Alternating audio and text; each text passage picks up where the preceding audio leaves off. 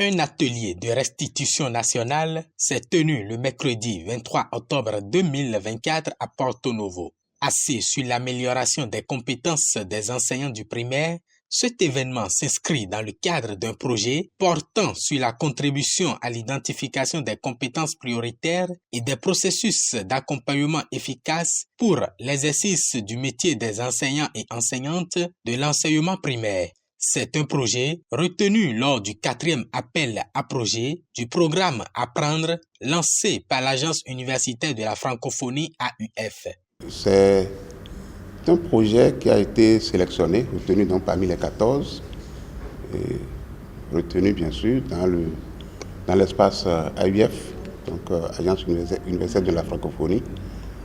Et après un appel à projet qui a été lancé en mars 2022. Et donc c'est un projet qui a duré 18 mois.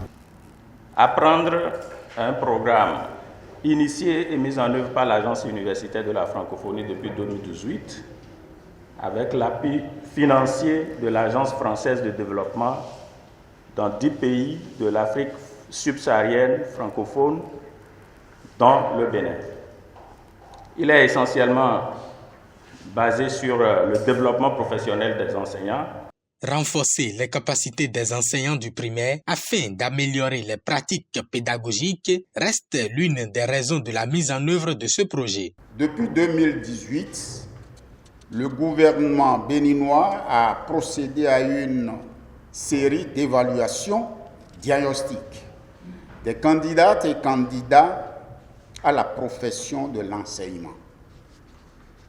Au niveau de l'enseignement primaire,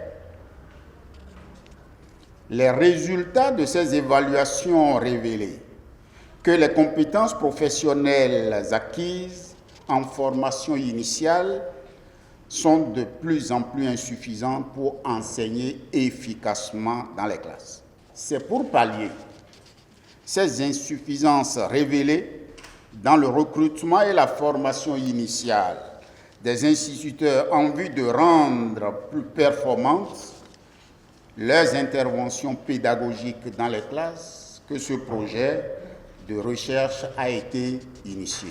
Les résultats des travaux d'études ont été présentés par l'équipe du projet, mettant en lumière les compétences prioritaires identifiées, les méthodologies utilisées et les recommandations pour le suivi et l'accompagnement des enseignants. La collecte a permis vraiment d'identifier effectivement les compétences prioritaires. Par exemple, il y a certaines compétences qui déjà étaient quand même mises en œuvre, mais il y a d'autres qui sont renforcées.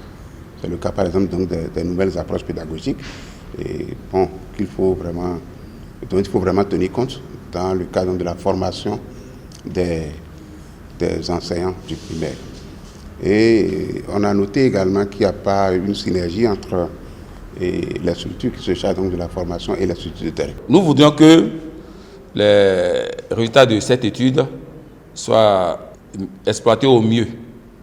Bien vrai que c'est un travail de recherche, il y a des aspects qui seront faciles à exploiter, des aspects qui seront un peu difficiles, qui vont prendre du temps, mais nous voudrions que les acteurs du service éducatif béninois, à commencer par les acteurs au niveau du ministère des Enseignements matériels primaires et aussi au niveau des autres ordres d'enseignement, surtout au niveau du Conseil national d'éducation, qui est l'organe qui coiffe les 3 ordres d'enseignement aujourd'hui, qui puisse exploiter ces résultats-là. Les participants, constitués de divers acteurs du système éducatif, notamment ceux impliqués dans l'enseignement maternel et primaire, ont eu l'occasion de commenter et d'amender les résultats. Ils ont par ailleurs apprécié la qualité des travaux effectués et l'implication de l'équipe du projet. C'est une belle initiative déjà. Nous remercions l'AUF pour tout ce qui est fait et nous remercions également les chercheurs. C'est une satisfaction pour moi. Et puis avec les contributions des uns et des autres, je suis intéressée et surtout par mes propres contributions parce que je sais que j'ai énormément contribué par rapport à tout ce que j'ai relevé.